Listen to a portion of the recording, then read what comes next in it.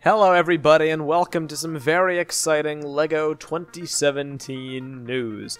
Today I'm going to be talking to you about the first official pictures of the Winter 2017 wave of Ninjago Masters of Spinjitzu.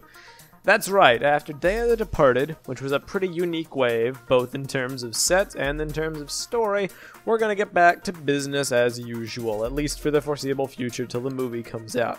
We've got a whole wave of sets being released for a whole new season of TV show episodes, so without further ado, let's get right into the discussion here. This next wave appears to be focused on Kai and Nia. Both of them. It marks the first series where both ninja are present on the box art, probably demonstrating that this season will be about their family history, and all that fun stuff. And this is confirmed by the presence of their parents in one of the sets, in particular, the Dragon's Forge. The Elemental Master of Fire and the Elemental Master of Water are both there. Now, as far as new villains for this wave, we have what's called the Vermilion, and the Vermilion are pretty strange, to be honest with you. They look to be, at first glance, more snakes, like the Serpentine, but upon further inspection, while they are very snake-oriented, it's almost like a mixture between Serpentine and Stone Army in terms of their aesthetic, because yeah, there's snakes everywhere, they got snakes in their hair, all that fun stuff, but their armor, they wear very prevalent red and gunmetal armor a lot of the times. They've got interesting weapons, so they're not nearly as derivative as some people had feared they would be. They appear to be quite unique, and it's going to be interesting seeing them go up against the ninja. There's a lot of cool builds with them as well, like a lot of mini characters and whatnot, including, not so much a mini character, but there's this massive snake robot, and that's probably, if I were to wager, the standout set of the wave, the Dawn of Iron Doom, as it's called. And it's this giant serpentine mech wielding two swords, and it just looks pretty awesome, gotta say. Now, as far as other things relating to this wave, there's one set in particular that piques my interest called Samurai VXL. And at first I was like, Samurai? What? And then I see Nia's not actually driving this vehicle. So who is?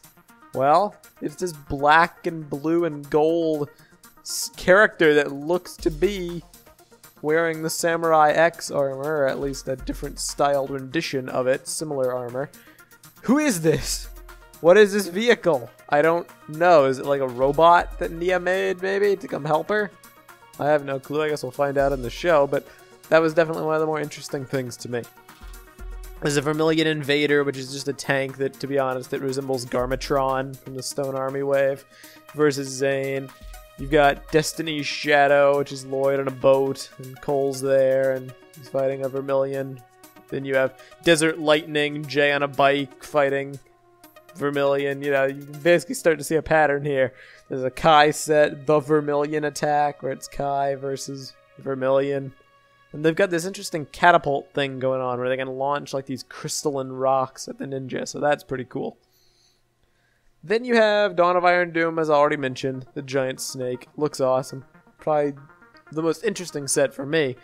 That is, until you get into the final set, the flagship of the wave, Dragon's Forge, which contains a pretty nice looking blacksmith forge, as well as a small little Vermilion creature, and a two-headed dragon. I figure this will be an important fixture of the Hands of Time wave. The combo dragons, perhaps, where they can combine together and fuse their powers. Ninjago is certainly not new to the idea of multi-headed dragons, although the last one didn't really end up all that well, if you wanted my opinion, but it certainly looks cool, and that's going to be the set that I feel everybody really wants to get out of the wave. Before we end, I just noticed that the Blacksmith Forge actually deserves props because it is an entire building. Small building, perhaps, but it has a back, and it has a front, and it can be opened up and then closed, so I find that very interesting to me, and it deserves props for that from a design perspective.